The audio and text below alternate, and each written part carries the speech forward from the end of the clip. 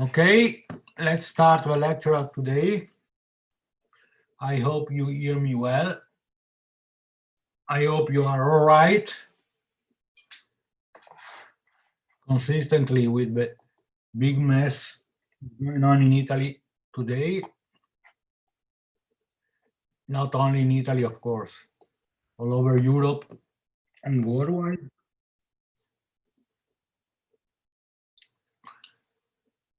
Today we shall introduce the subject decision theory and decision supersystems, that are very useful tools for carrying on environmental impact assessment. So let's start with a quick introduction into decision theory. We may start by asking ourselves, what does it mean deciding? Essentially, we may say that to decide means choosing between different options. Often we call these different alternatives.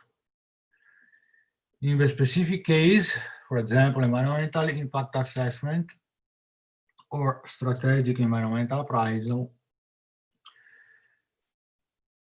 to evaluate often implies deciding to take a decision.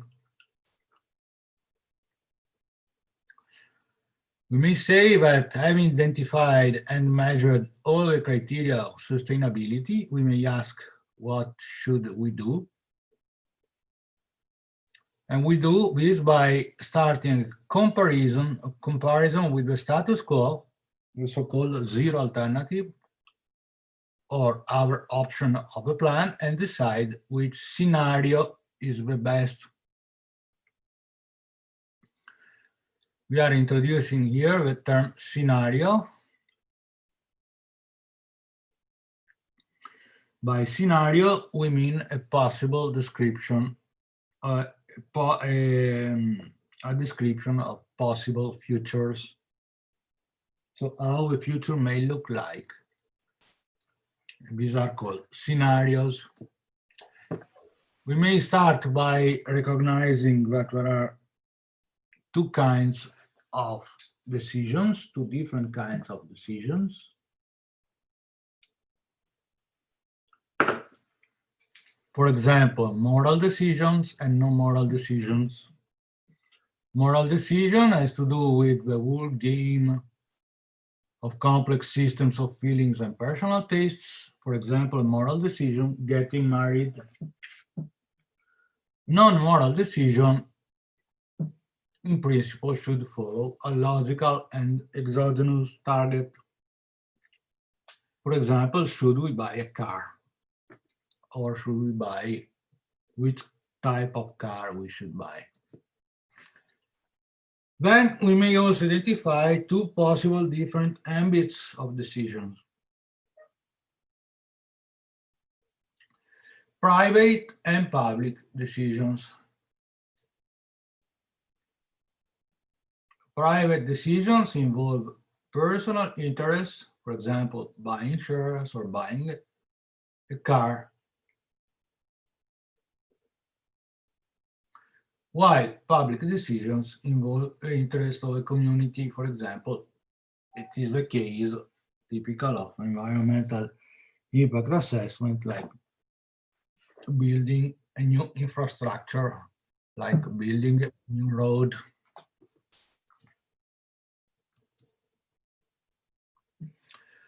So we may define the decision problem by saying that we have questions, we have several alternative answers or options. Then the decision problem is reduced to that of choosing the right answer. It is clear that a priori we do not know which is the right answer. So the scope of decision support systems, or DSS, decision support tools, are that of helping the decision maker or the policy maker to identify the right choice. Let's start by a simple example, how to go, for example, from city A to city B. We may say that we have three alternatives, three options. We can travel by car, train, or bus. The choice is we choose the train. But at this point, one may question, why did we choose the train? The choice up to here, up to now, has not been justified.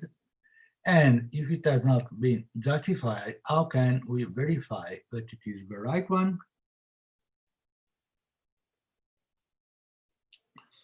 So as you can see, we are trying to compose the problem of choice in order to make it the most rational as possible. We may immediately start by individuating a useful caveat. We do not have to guess the right choice, as in reality it is assumed that it is not known a priori best choice, nor that the knowledge is the exclusive monopoly of somebody. So again, the idea is that of finding some kind of rational methodology that help us in making a choice and justifying the choice. So finding arguments for justifying the choice. More precisely, we may say that we have a goal, for example, travel from city A to city B. We have a set of possible alternatives that are in principle equally viable: train, bus, car. We operate a choice based on a criterion or some criteria of choice. Therefore, in our example, we will say that we choose the train, it is your choice or our choice, because it is the cheapest way. So we have a choice and we have justification of a choice. From a technical point of view, we can say that we have applied an optimization procedure with a function of cost minimization. For example, a train is a choice with a minimum cost, so we find the minimum of a cost function. So you see, here we are starting to introduce criteria. For example, the cost, and we are introducing objective or justification of the choices, in this case, the minimization of the cost function. Let's see an alternative approach to our example. We may operate, for example, a choice based on several criteria, selection criteria. For example, we may introduce three criteria: cost, speed of transportation, and comfort. Well, let's look to the different alternatives. We are still thinking to a simple example, going from city A to city B.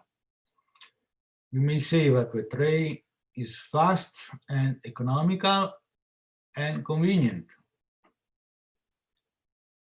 The car is not economical, but it is fast and comfortable.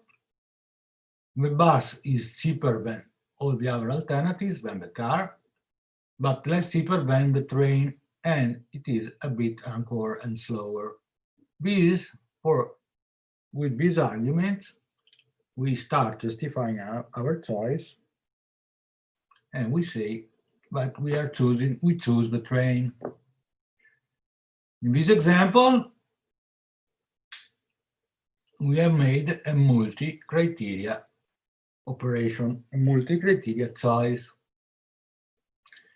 In this case, the criteria employed are cost, speed, and comfort. So we have optimized cost, minimization of cost, we have optimized speed, maximization of speed, and we have optimized comfort, maximization of comfort. We have a goal to achieve, we have several alternatives and possible solutions. We have a criteria, or often many criteria for choosing. We have different ways of measuring and description of the criteria, type or types of these criteria. We have rules of choice, minimization, maximization, or others, and we get an order of alternative, for example, train, car, and bus. Therefore, we choose the first one according to our criteria, what is the train.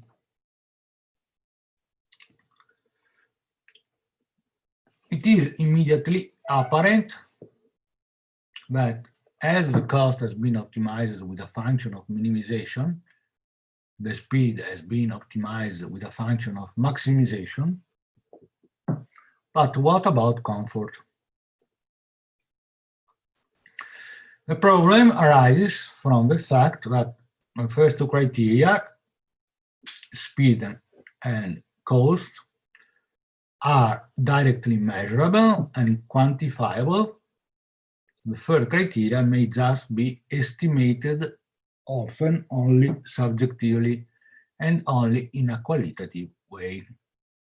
Qualitative estimation may be used frequently, especially in the assessment of environmental sustainability. Very often, when we deal with environmental choices, we have qualitative criteria that are not always made operational, so not always calculable, not always computable. So the interest of applying the theory of decision is that of finding precise standards and generally approved procedures. So we need rules for scientific rigor and for justifying the actions. We need models for applying rules and standardizing the procedure. So you see there are two aspects. We need the rules in order to ensure scientific rigor for the decision and in order to be able to justify our actions of choice. But we also need mathematical models for consistently applying these rules and for standardizing the procedure. The problem of standardization has to do with the problem of making the choice, the result of our procedure, of our choice, the most standard as possible. Different consultants or different decision makers should be able to come to the same choice. So we adopt detailed rules and standard approved procedures. Decision theory provides us with detailed rules, but also provide us with decision tools that are, in principle, models. So, from the decision theory, we formalize rules, detailed rules, into mathematical models that become decision tools. or what we will call subsequently decision support systems. What are decision support tools? A decision support tool is a model, mathematical model, that seeks to provide answers to questions put forward by those involved in decision making. We have a definition given by Boyasu. Decision support systems do not replace the decision maker, instead help the decision maker to identify and highlight that or those solutions that better than others meet the initial prerequisites or the objectives of a decision. Who are the decision makers? Typically, the decision makers are policy makers, and who are those that help policy makers in making a rational choice? Typically are the consultants, like you, the environmental engineers that are experts on environmental matters and are able to build mathematical model to formalize the choices, to formalize in the most rational way the operation of choice. Why should we use decision support tools? I think it is evident by now. The most important reason is that decision support tools allow policymakers to justify the choice. A well-structured process of choice ensures the rationality, transparency, reproducibility, and participation, where permitted, of the decision. So you see that these 1, 2, 3, 4 characteristics are those that are typically included in all environmental impact assessment procedures, as we have seen when discussing the laws introducing these procedures in Europe and member countries. Rationality means robustness of a choice. Transparency means that the way the choice is made should be communicated. Reproducibility, different consultants or different group of choice should come to the same choice in principle. And participation, you may think, to the involvement of the public at large, as it is foreseen by all environmental legislations in Europe. Not only, the employing of decision support tools helps the decision maker to clarify their goals, because by formalizing into a mathematical model, this obliges or forces the decision maker to discuss and make the most clear as possible the decision procedure, helps to organize in an organic way available information, but often, and especially in environmental contexts, are of very large quantity. We have large quantities of information, not always easy to organize. Helps in identifying and quantifying the main variables involved and their mutual relations. Allow the analysis of alternative scenarios. Again, here we encounter the concept of scenario, the word scenario. What is a scenario? A scenario is a possible configuration of the future starting from the actual configuration of a system. So a scenario or a set of scenarios are possible outcomes of evolution of a system starting from the actual situation. In particular, rationality is linked to the completeness of data and to the structuring of a choice. It is linked to the fact that there are objective and subjective data, so we must distinguish between the objectiveness and subjective aspects of the decision process. We have to understand that we are faced with data with different quality and quantity. The other aspect, transparency, involves documentation and references, but also has to do with the responsibility of the decision maker. Reproducibility has to do with monitoring and verification of the choice operation, and helps in dealing with disputes or arguing of choices.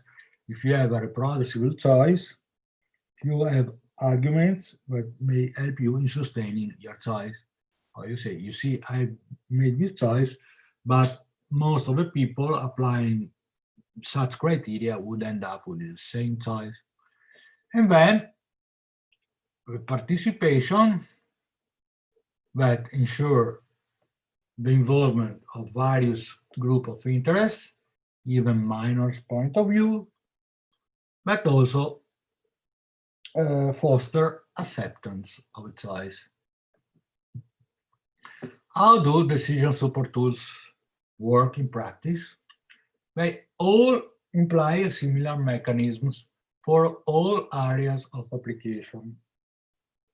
Please note that decision theory is a very wide subject, providing tools for making decisions in general terms, not only in environmental issues, but now we are focusing on environmental issues because this class is called environmental impact assessment. So we are seeing how decision support tools may be employed for helping consultants and policymakers in making their choice.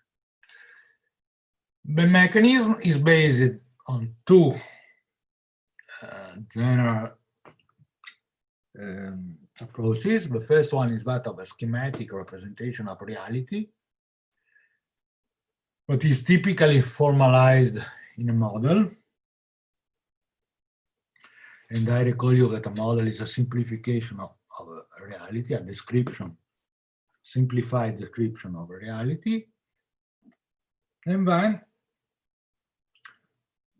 we try to introduce a precise decisional procedure that is generally based on a set of axioms. So all decision support tools are based on these two very general methodologies: model, that is a schematic or simplified representation of a reality, and a precise decisional procedure.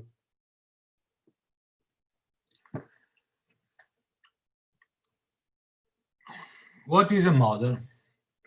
A model is a mathematical description that allows to reproduce the essential characteristics of the objects and the real processes, eliminating those aspects that, for the purpose of our study, constitutes only a disturbing element or misleading complication. So, introduction of a mathematical model helps in defining those elements of a reality that are really essential in making our choice. We said several times that environmental systems are complex systems, so making evaluation or assessments on environmental system is always or most of the time, a complex task. So the idea is that of trying to simplify this task by employing model descriptions that identify key aspects of the reality.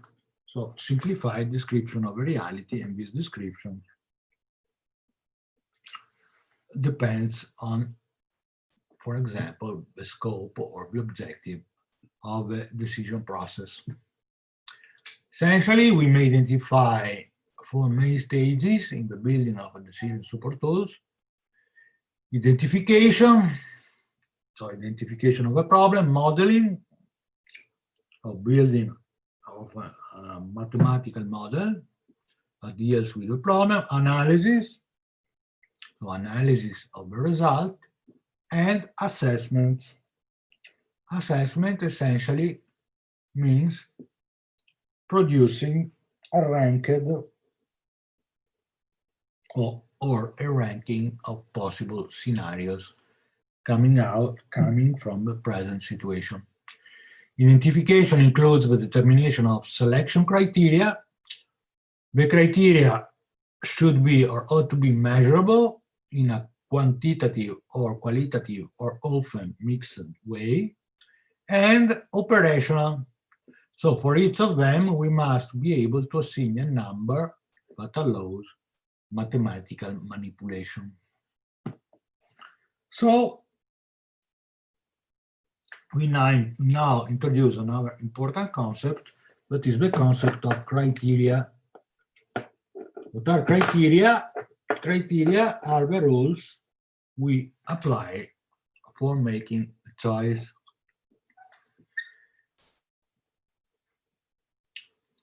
If we are in the case of applying these 4 main stages successfully, then the decision problem is said to be structured in a model.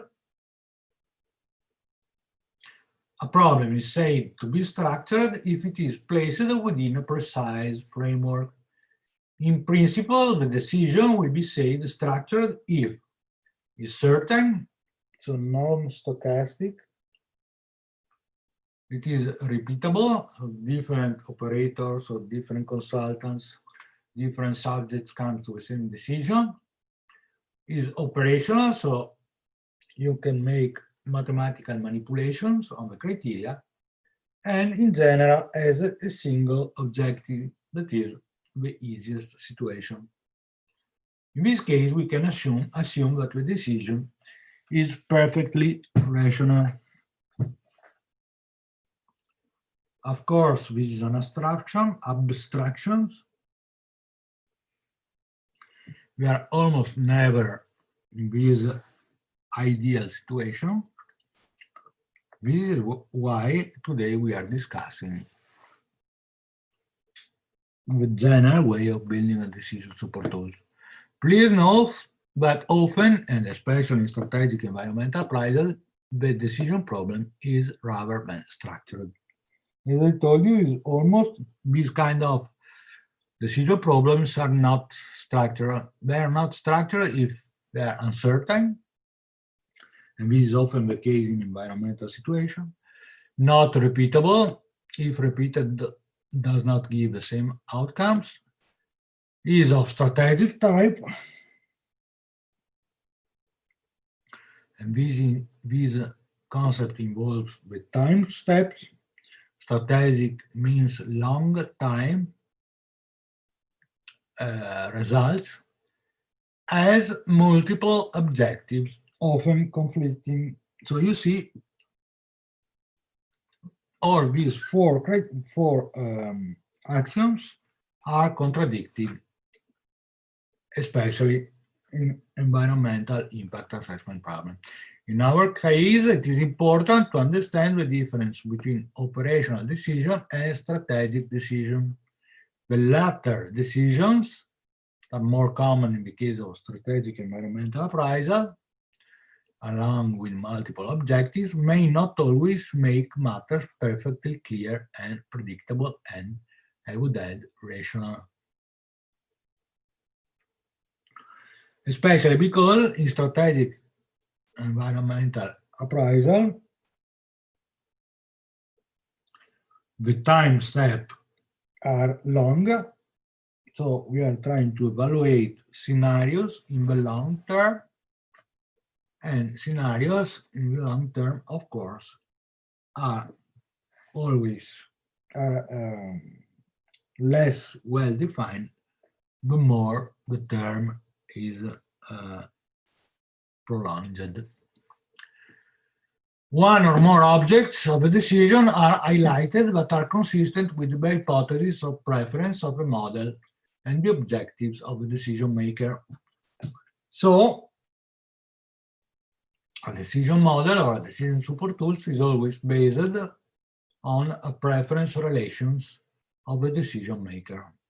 The preference relationship is necessary in order to produce sorting of options of choice or alternatives, whether it concerns the project as a whole or the priorities of individual impacts, or as now we may say, project activities.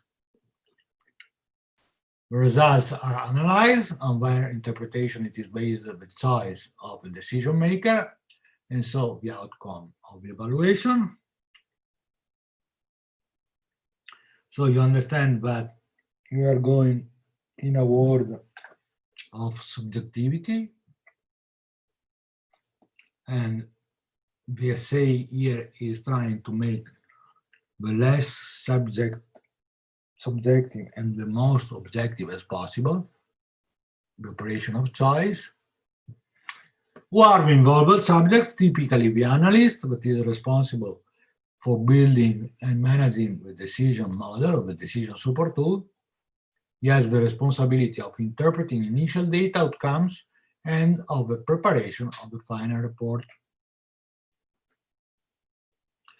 Typically, the analyst, it is you, the environmental engineers. The decision makers are politicians or policy makers that takes the final decision and assume the responsibility of final decision, provides judgments of merit for the procedures, and supervises the work of the analyst. He has the responsibility of interpreting the final results provided by the analyst, and he assumes the responsibility of the decision. The analyst and decision maker can sometimes be the same subject, but are usually distinct subjects. This is typically the situation in environmental issues, in which, as we have said already, we need several different experts in several different fields: mathematics, economy, engineering, and so on. So, typically, the policymaker resorts to a team of consultants or consultancy that help him in building the decision procedure. The two subjects should always agree, being the one complementary and necessary to the other, but in fact, often many problems may arise. The reasons of these problems may be related to the decision model adopted. We do not agree. They may be related to the results of a procedure, or there may be related to personal reasons, personal tastes. As I told you, we are here in a very realm of subjective decisions, and we are trying to make this subjective decision, to cut or to take away the subjectivity of a decision and try to keep the most objectivity of a decision. Some notes on the operation of these tools. All models for estimating, forecasting, and so on are approximation of reality. This is clear by now. And the real behavior of a decision maker and evaluator, of course, are played on approximation of reality. The more a model is rational, the more will be easy for users, but also there is an opposite conditions. The more adherent to reality is the model, the greater its complexity. So we may say that it exists an incomparability or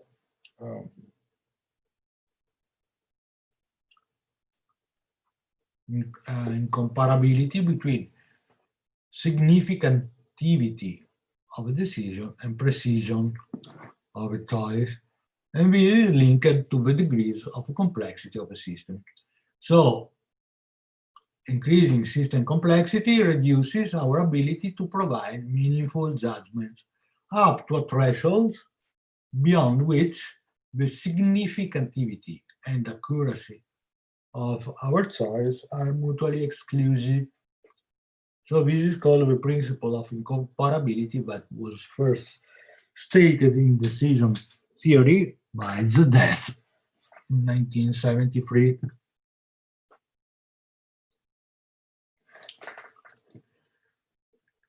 What is decision theory? So the theory that upon which all decision supersystems are based.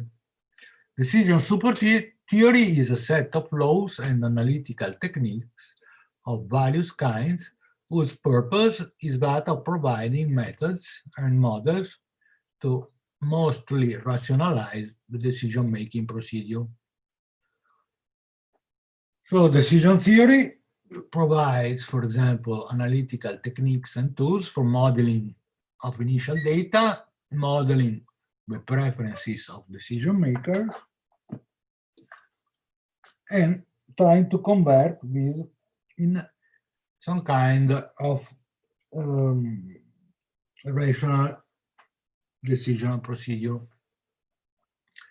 Let's see a rigorous definition. Given a set of alternatives, scenarios, if you want, and a set of consequences, C, and the relationship that binds them are, decision theory allows to explicitate the consequences as a function of alternatives and the relationships between consequences and alternatives. So we have alternative, a set of relations, a set of consequences. The preferences of a decision maker is a schematization of the relationships between initial and final data. In decision theory, we may identify at least four main relations of preference. We have a strict preference if we may say that A is strictly larger than B, or if we may say that A is preferred on B. We have indifference if A is equivalent to B, and we may write this way. We have weak preference if A is larger or equal to B, or we may say that A is rather preferred than B. We have incompatibility if A and B are not comparable.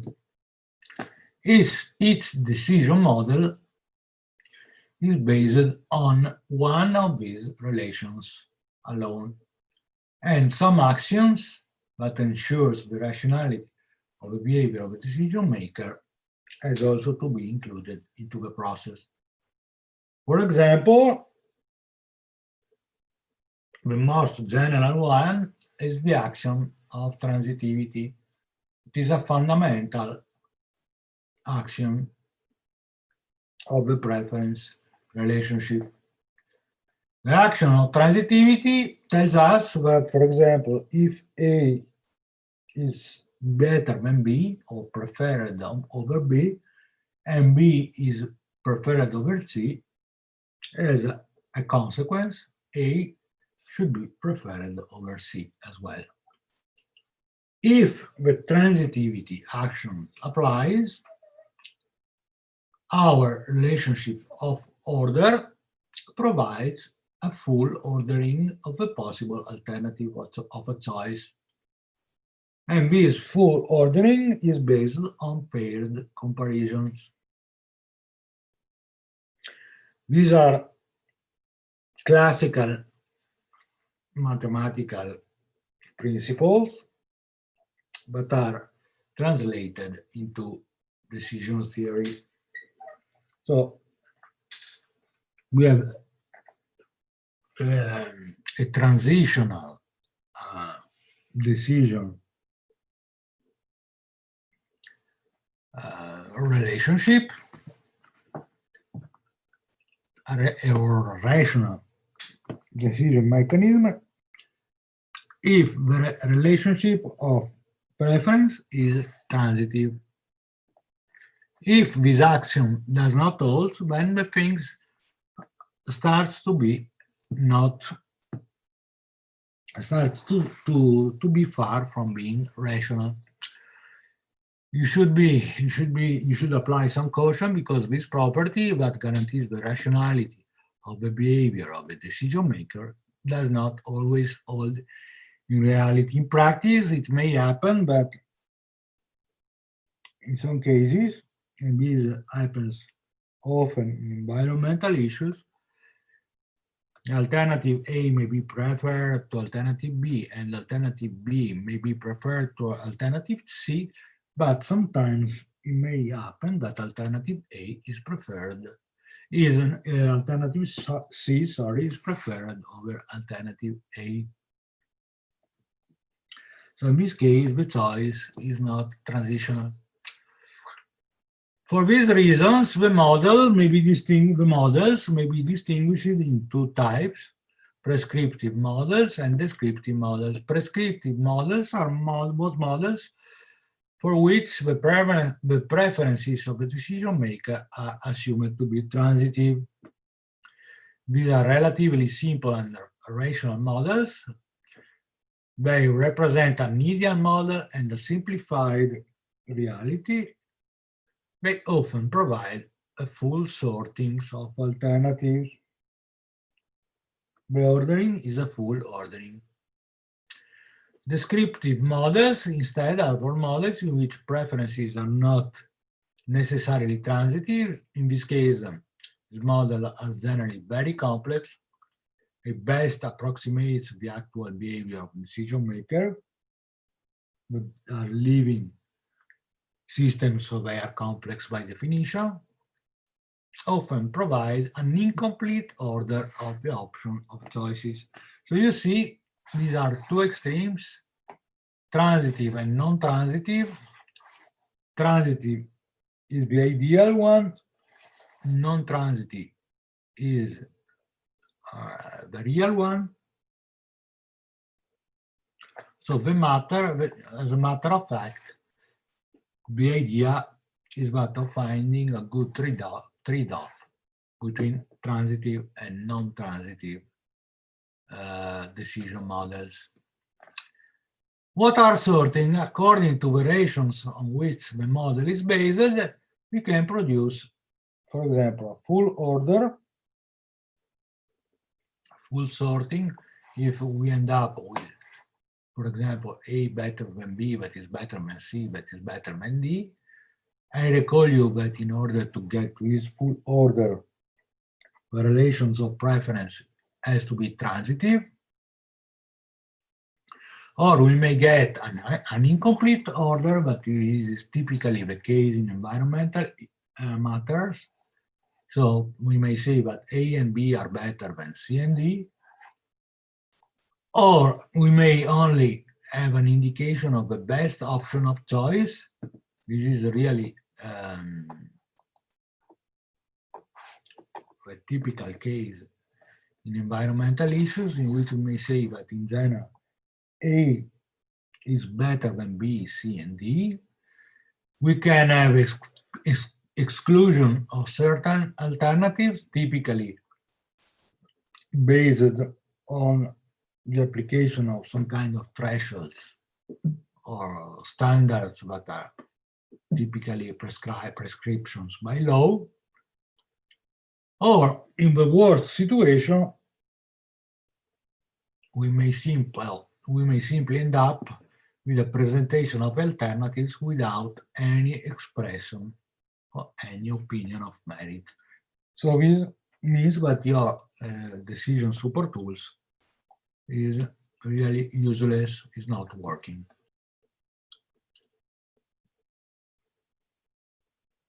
There are different ambits of application of decision process. We may decide in certainty conditions, risk conditions, or uncertainty conditions. So we have a set of alternatives. With these alternatives, we may identify consequences that are described by some kind of relationships that links alternatives to the consequences. Then we may make our decision in these three different ambits. In certainty conditions, a decision under certainty condition implies that the choice of an alternative involves only one specific consequence, such that choosing one alternative is choosing the related consequence. In this case, the preference of the decision maker is simulated by single attributes or multi-attributes. In general, these are studied through simple function, optimization, value function, utility function, and so on. We have a sorting of consequences and therefore of alternatives in a ranking of merit.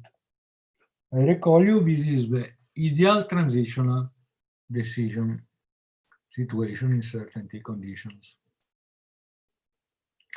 In risk condition, its alternative may have several possible outcomes whose probability of occurrence is unknown a priori. So its alternative it is associated a probability distribution that becomes the object of choice. So in risk conditions, we are choosing between different probability distribution, probability of the outcomes. The preferences of a decision maker, in this case, are simulated by single attributes or multi-attributes, are studied through function of expected values or expected utility function, the sorting of consequence, and therefore of the alternative in a ranking of expectations of merit. And then the third ambit of decision is that of uncertainty condition, in which each alternative may have different consequences, whose probability distribution of occurrence is unknown. So in this case, the decision problems are treated with highly heterogeneous techniques, including, for example, subjective estimates, or what are called guess estimates, or what are called expert decisions. So you resort to expert knowledge.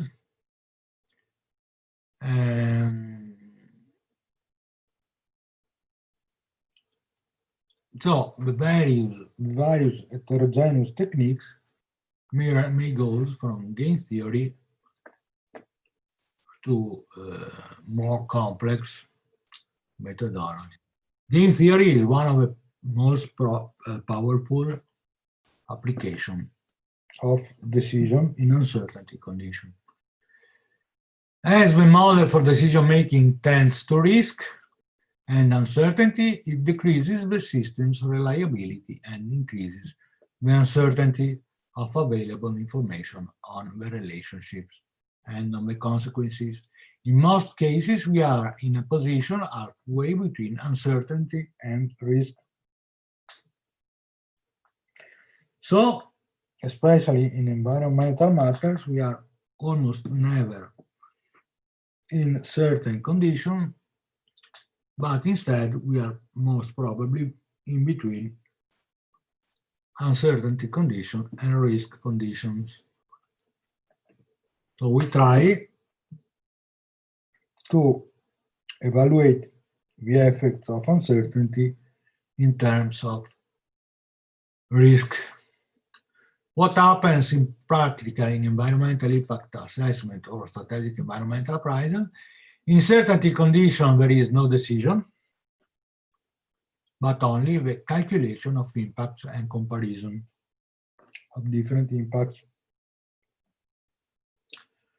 In risk condition, I apply the calculation of probability, but I have to take into account of different perceptions of a given probability.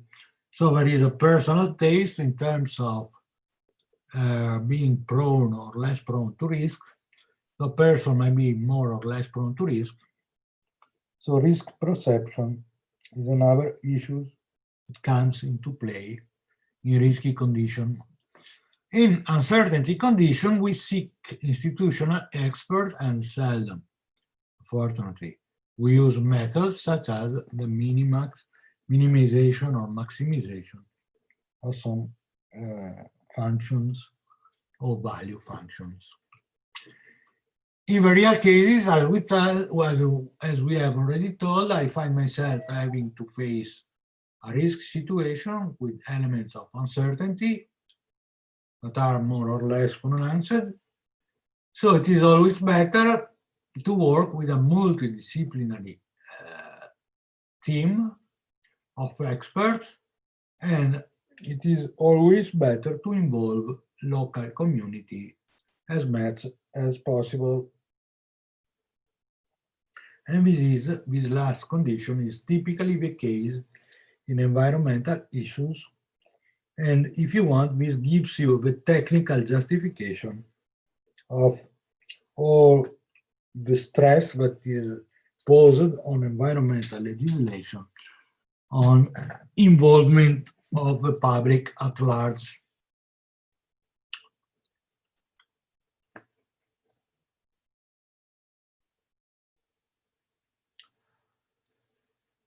Now, we finish the lecture of today by giving a quick look to the classical models for the management and evaluation of environmental policies.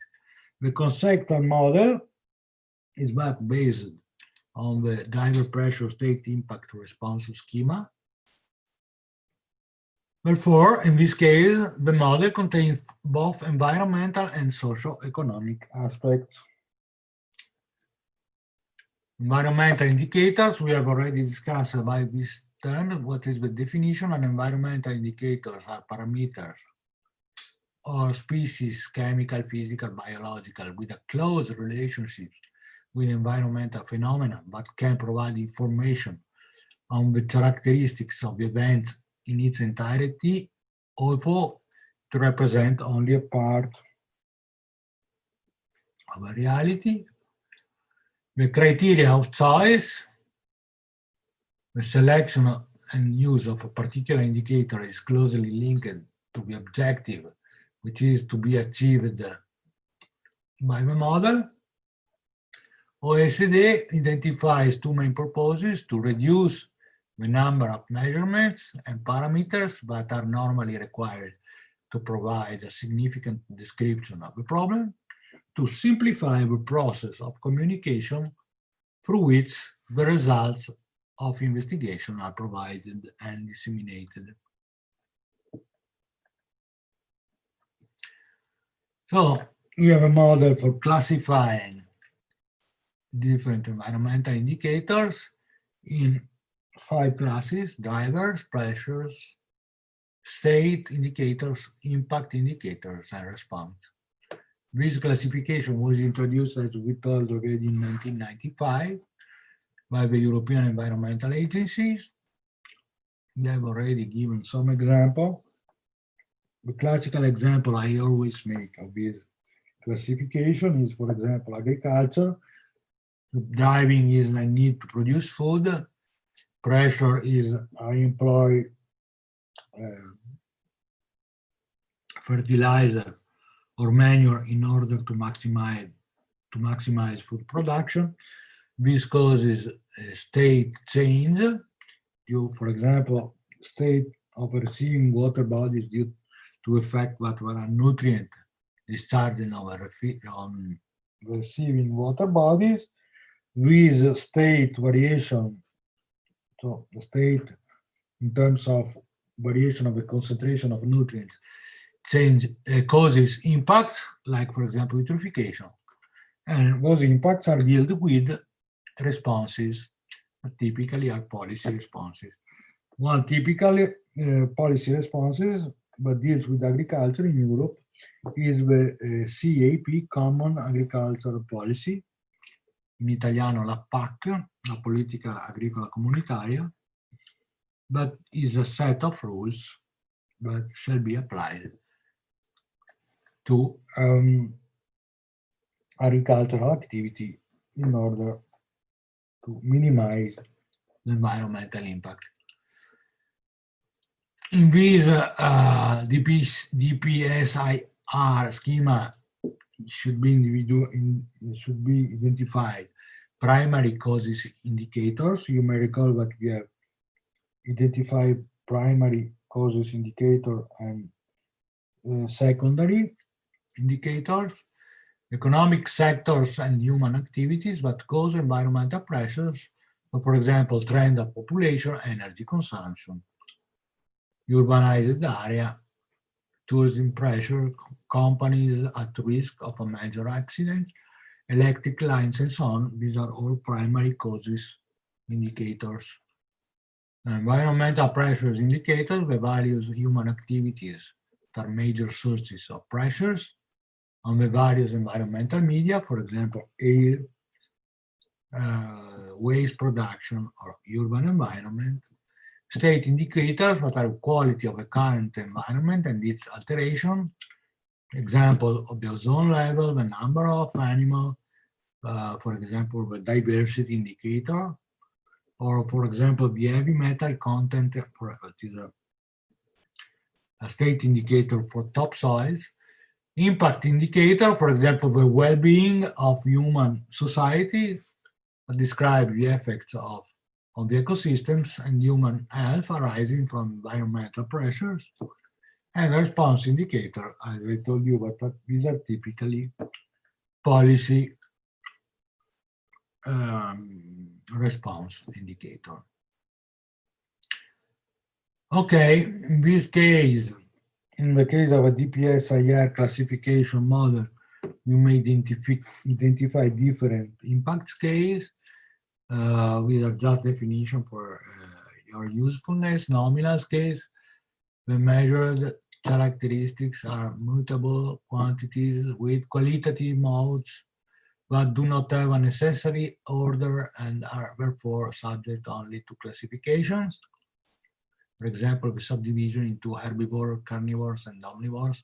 They are nominal scales. Ordinal scales, the measured fact features are arranged in a linear sequence that gives us a sense of magnitude. For example, small, large, medium animals. Cardinal scales that are measured features that are arranged according to a continuous sequence in which are always known the relative distances between the modes, example, the number of animals. Diversity indicator is typically a cardinal scale.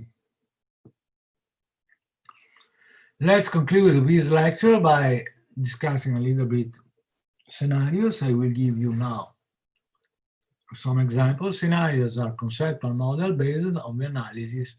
Scenarios are different possible forecasts of a future that are used for evaluating the performance of conceptual models. A procedure based on the development of environmental scenarios, a comparison of scenarios results, and an evaluation of their consequences. The goal of environmental scenarios analysis is to anticipate future development of nature and society and to evaluate strategy for responding to this development. A key idea is to explore alternative future development. You describe this alternative future development by implying scenarios. Scenarios are plausible descriptions of how the future may look like, based on a coherent and internally consistent set of assumptions about key relationships and driving forces, example, the rate of technological changes, prices, and so on.